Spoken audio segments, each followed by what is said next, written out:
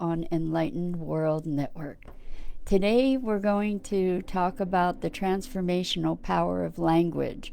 But before we get started, let's just settle in, take a few moments to get a deep breath and breathe in through your nose. Hold it for a few seconds, and as you release it, release any tension in your neck, in your shoulders, in your back, in your jaw. And take another deep breath in. Hold it, and as you release that breath, allow yourself to be fully present and relax. Relax your wrists and your ankles and your knees, and bring yourself present. And let's just gently place our palms together and softly rub our fingers against our palms. Feel your fingers tingling. Feel the tingling in your palms. And just bring yourself present to being here in your body, right here, right now. Welcome. So language, the way we speak is not only a reflection of our experience, but it helps to create our experience. So let's just sort of explore some of the power of language today. A few days ago, I talked about the power. Good morning. Welcome. So good to see you here, Dido. Thank you. Just a few days ago, I talked about the power of transforming the language I have to I get to, like turning an obligation, an oppressive experience of obligation or responsibility into an opportunity simply by the transformation of one word from have to get to. And then to take it to an even further level by moving into I'm blessed to. And that transforms the opportunity into a gift. And we can witness the power of language in all aspects of our lives. One of the really powerful transformations is to move the experience, because it really is an experience, to move the experience of I can't to I choose not to. And when we are confronted by situations where perhaps we desire to do something, but we have a conflict in time or schedule, for example, and we say, oh, I can't, I have something else to do. And the truth is that it's not that we can't, it's that we choose not to.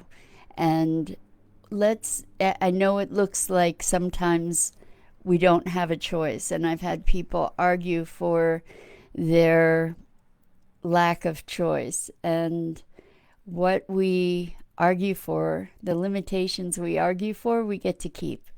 So that's an important thing to be aware of. We can, by invoking choice, we can actually shift our experience from one of being a victim or being at the effect of circumstances to a sense of self-empowerment and sovereignty. And this is something that is so critical as we move forward in this particular time that is precarious in so many ways. Precarious because we have potential for magnificent, profound, transformative change.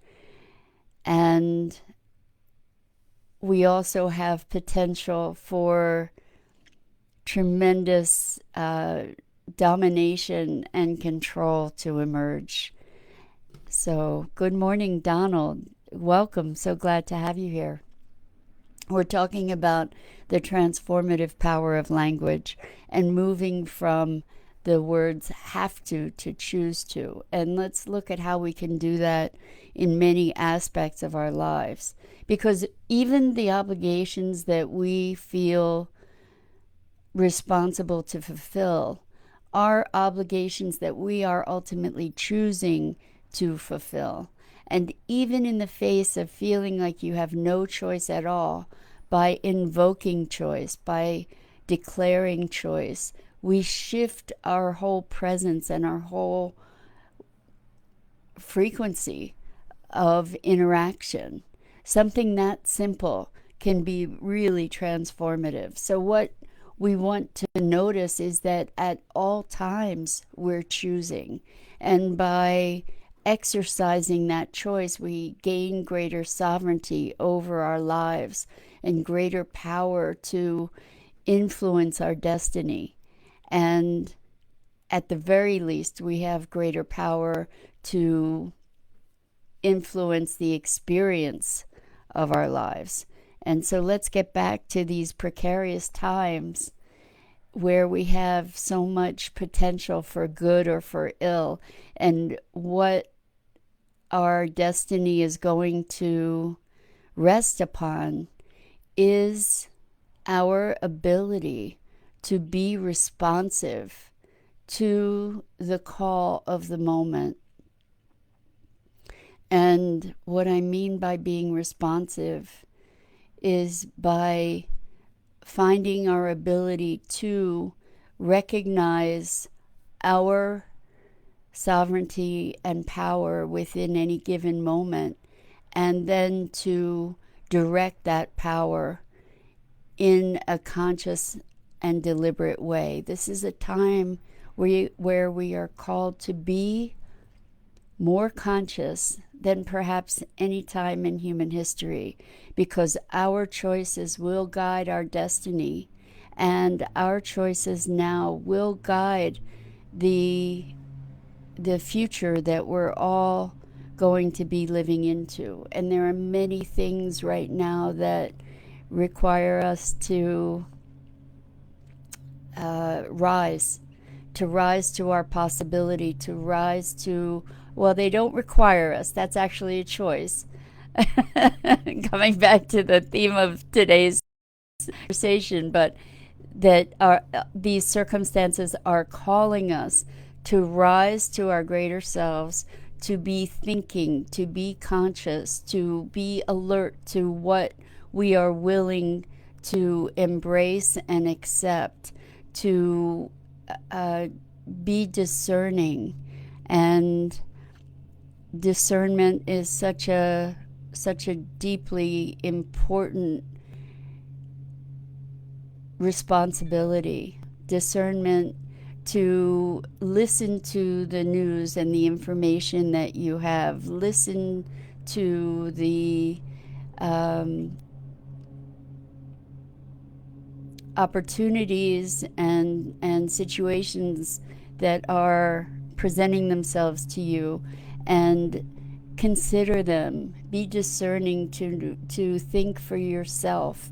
This is a time where we could so easily get caught up in groupthink and frenzy, and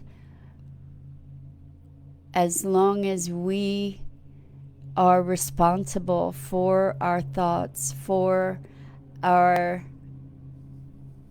own selves, our own destinies, if we really hold ourselves accountable through invoking our power to choose, recognizing that choices have consequences, then we are engaging ourselves actively as creators of the world in which we exist. Good morning, Diane. Welcome. So glad to have you. So this notion of creatorship, I came up with a new word because I love the notion of the magical aspect of the universe. And I don't mean casting spells, just the awe and wonder sort of aspects of the universe. Um, and I came up with this word to characterize those of us who are bringing forward and sourcing this future, this new future that we're creating. Welcome, Terry Angel. So glad to have you here. Thank you. So, the new word that I have coined is source-erers. We are sorcerers when we bring ourselves forth to source ourselves, to source our future, to source the world that we are creating to move into. And the foundational language shift that we're talking about today that has power to transform ourselves, our relationships, and our world is the movement from I have to I choose. And by exercising this truly sacred power to choose, we then source our source-erer. You know, we source ourselves, we source the world. So again, in in enacting your choice, your power to choose, we also need to recognize that there are consequences to choices. It's not just I get to do whatever I want with no consequence. I get to choose, and therefore I also choose the consequences of my actions. But the notion of moving from have to choose to is reclaiming our sovereignty and our identity as source of our lives, which empowers us to be able to create change, not only on a personal level, but on a collective level as well. So I invite you into this new tribe. It's not such a new tribe, but this growing tribe of source-erers. And let's create together a world where we bring forth freedom, choice, discernment, and the dignity and respect that comes with that. So that's it for today. I'm going to invite you to please join us on Enlightened World Network for so much rich and wonderful programming. Terry Angel has a magnificent collection of shows. Her morning show every morning, I believe at 7 a.m. is Coffee and Conversation. And she's one of my cohorts in the Broader Edge podcast that is airing alternate Thursdays. And this Thursday, we revolve hosting responsibilities. And this Thursday, I'll be hosting, and the topic is finding your tribe. So that's a little bit about, or it relates to a little bit of what we were speaking about today in building our legion of source-erers. And the podcast is at 5 p.m. Eastern on Thursday night this week and alternate Thursdays. And Terry Angel's show, Coffee and Conversation, is at 7 a.m. I don't know if it's 7 days a week. Terry, maybe you can chime in. I know it's at least every weekday morning. So thank you so much for being here with me. I hope you'll join me again tomorrow. And great love, great compassion to you. Thanks so much for being here.